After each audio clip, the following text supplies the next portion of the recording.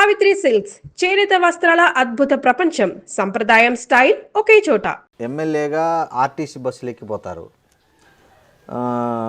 ఏదన్నా health problem ఉండి చూపించుకోవాలంటే మామూలు వ్యక్తిలాగా వెళ్ళి క్యూలో నిలబడి చేయించుకుంటారు.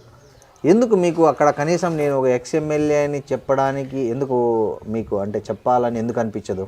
చెప్పటానికి తప్పేం కాదు, దాని ఇదేం కాదు. కానీ ఇప్పుడు చాలా మంది మా బంధువు ఎమ్మెల్యే, మా తాత ఇది మా ముత్తాతది, లేకపోతే మా చిన్నాయనకు అల్లుడు అట్లా చెప్పుకుంటారు కదా. మీరు స్వయంగా మాజీ ఎమ్మెల్యే ఉండి ఎక్కడైనా వీడు ఆ మధ్య ఎల్వి ప్రసాద్ కంటి ఆసుపత్రికి వెళ్ళి అందరిలాగా క్యూలో నిల్చుకున్నారు. అట్లా ఆర్టీసీ బస్సు ఎక్కుతారు, ఆడ జిహెచ్ఎంసీ దగ్గర వచ్చే 5 రూపాయల భోజనం తింటారు.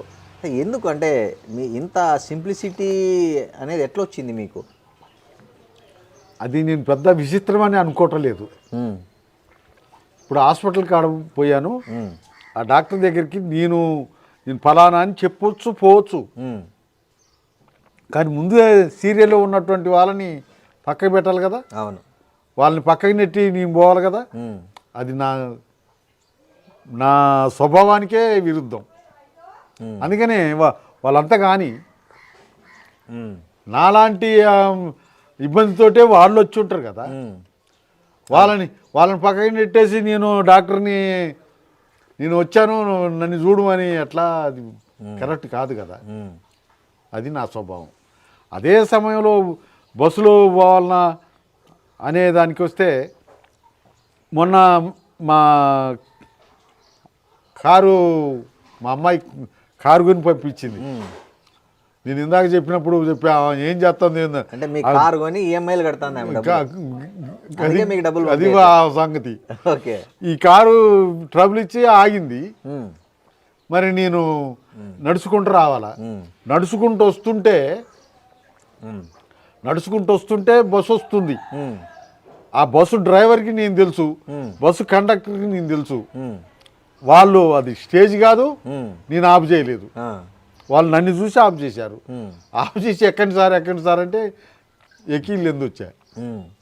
బుల్లెట్ కూడా ఉంది సార్, రాయల్ ఎన్ఫీల్డ్ బుల్లెట్. అది దాని కథ ఏంది? ఈ కారు కన్నా ముందుగాలు నేను పార్టీ ఇచ్చిన బండితోటి తిరిగేవాడిని. సైకిల్ పోయిన తర్వాత బండితోటి తిరిగేవాడిని.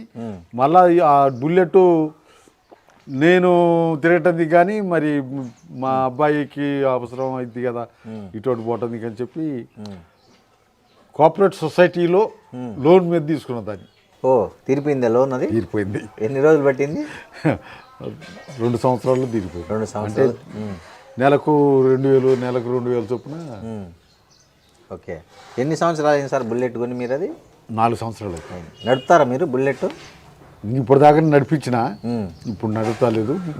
ఇక కారు వచ్చింది కాబట్టి కారులోనే బయటికి. కారు మీరే నడుపుకుంటారా? డ్రైవర్ ఉన్నాడా? డ్రైవర్ మా చిన్న తమ్ముని కొడుకే నా డ్రైవర్. మీ చిన్న తమ్ముని కొడుకు. ఓకే. సో ఈ సైకిల్ ఎక్కడ పోయింది మీది? మీ బ్రాండ్ సైకిల్? నేను ఎమ్మెల్యే కాకముందు నుంచి సైకిల్ ఉంది. దాన్ని బాగు చేసుకుంటూ నడిపించేవాడిని. 99లో పక్కన పెట్టేశారు. పక్కన పెట్టేశాం. అది వారసత్వ ఆస్తి గురించి మాట్లాడుకుంటున్నాం. మీరు ఏదో చెప్తున్నారు, మీ తాతగారు ఏదో పోడు ఏం సంపాదించారని. మాకు సంబంధించిన భూమి 10 ఎకరాలు. మా తాతకు మా నాన్న ఒకడే 10 ఎకరాలు చాలనుకున్నాడు మా తాత. మా నాన్నకు మేము 5గురం. మనిషికి 2 ఎకరాలు వచ్చింది. మనిషికి 2 ఎకరాలు వచ్చింది. అది ఏదైతే మొత్తానికి ఆ 2 ఎకరాలు తలా 2 ఎకరాలు నేను ఎమ్మెల్యే అయిన తర్వాత గవర్నమెంట్ నుంచి ఐటీడీఏ నుండి ఈ ట్రైబల్కి ఇచ్చేటువంటి ఇది బోర్లు, కరెంటు ఇవన్నీ కూడా శాంక్షన్ చేసుకున్నారు అందరికీ. మొత్తానికి వాటితోటి మేము బతకాల్సిన సాలుగాసం పండించుకుంటున్నాం. అట్లా మా తమ్ముళ్ళకి పోడు భూములు లేవు. నేను ఒకనే అందరితోటి ఊరోళ్ళందరితోటి పాటు పోడు సంపాదించుకున్నా. ఆ 3 ఎకరం ఉంది. దాంట్లో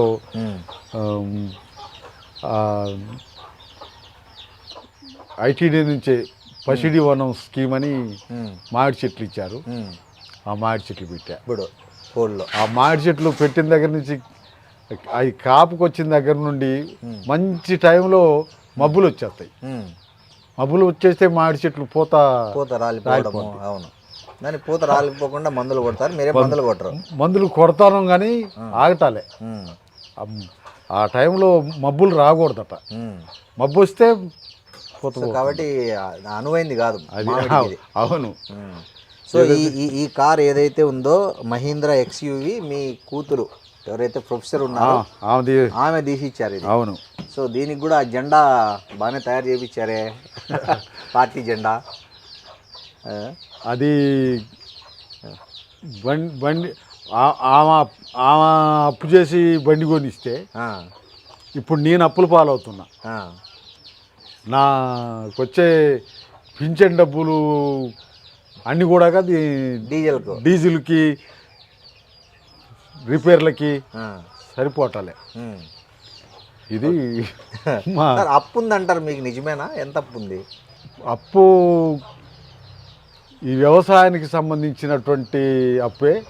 పంటలు సరిగా చేతికి రాక, పంటలు సరిగా లేక అప్పులు మిగిలిపోతున్నాయి. ఎప్పుడు కూడా అవి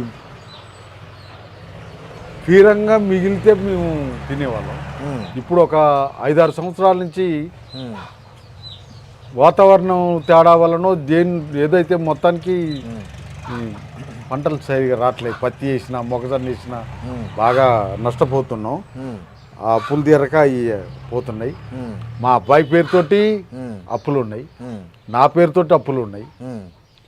ఈ అప్పులన్నీ అట్లా పెండింగ్లో ఒక 5-6 లక్షలు అప్పులు ఉంటాయి బ్యాంకుల్లో. సార్, ఒకటి ఈ మధ్య మీరు రేవంత్ రెడ్డిని కలవడానికి పోతే ఆయన కలవలేదని, తర్వాత అదంతా మీ వీడియో వైరల్ అయిన తర్వాత ఆయన మళ్ళీ మిమ్మల్ని పిలిపించుకున్నారు, మాట్లాడారు, ఏదో రిప్రజెంటేషన్ తీసుకున్నారు. ఏం చెప్దామని వెళ్ళారు ఆ రోజు రేవంత్ రెడ్డి దగ్గరికి? ఏ సమస్య మీద వెళ్ళారు? చివరికి ఆ సమస్య చెప్పారా? ఇక సమస్యలు నిరంతరం మాకు ఎప్పుడు సమస్యలు ఉంటాయి. పోడు భూముల సమస్యలు ఉంటాయి. రైతులకు సంబంధించిన ఇవాళ ఈ వర్షం వచ్చింది, నిన్న మొన్న వర్షం వచ్చిన దానికి పెద్ద ఎత్తుగా నష్టపోయారు రైతులందరూ. పంటలు పండించి ఆరబోసుకున్నాయి, నష్టపోయారు. చాలా ఉన్నది, నష్టపోయారు. ఇటువంటి విషయాలన్నిటి మీద ఎప్పుడూ ఆ కార్యక్రమాలు ఉంటాం. మేము రాజశేఖర రెడ్డి దగ్గరికి, రాజశేఖర రెడ్డి గవర్నమెంట్లో మంజూరైనటువంటి దుమ్ముగూడెం ప్రాజెక్టు నీళ్లు, గోదావరి నీళ్లు ఇల్లెందుకు రావాలి? ఆ రాజశేఖర రెడ్డి గారు దానికి మంజూరిచ్చి నిధులు కేటాయించి పనులు మొదలుపెట్టితే ఫస్ట్ ఫేజ్లో ఇల్లెందుకు నీళ్లు రావాలి.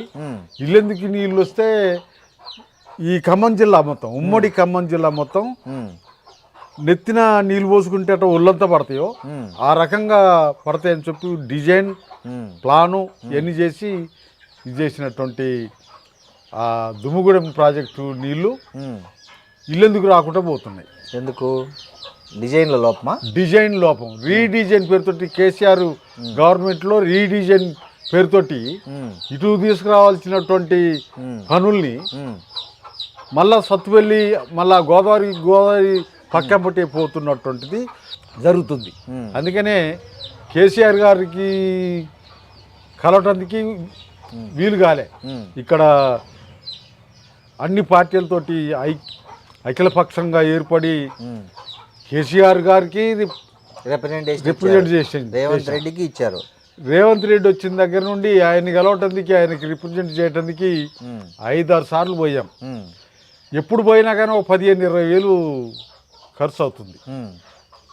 లాస్ట్కి ఒకనాడు ఇక ఏం చేస్తాము అని చెప్పి, నాకు ఇంత ఇదిగా ఉంటుంది అనుకోలేదు. గవర్నమెంట్ అధికారులు, పాలకులు ఇట్టుంటారు అనుకోలే.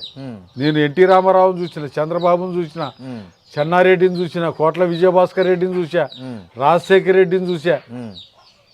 ఎవరి దగ్గరికి నేను ఎప్పుడన్నా మేము ఏదన్నా మా సొంత పనికో లేకపోతే పైరవీలకు పోం కదా, ప్రజా సమస్యల మీద పోతారు. పోయేవాళ్ళం.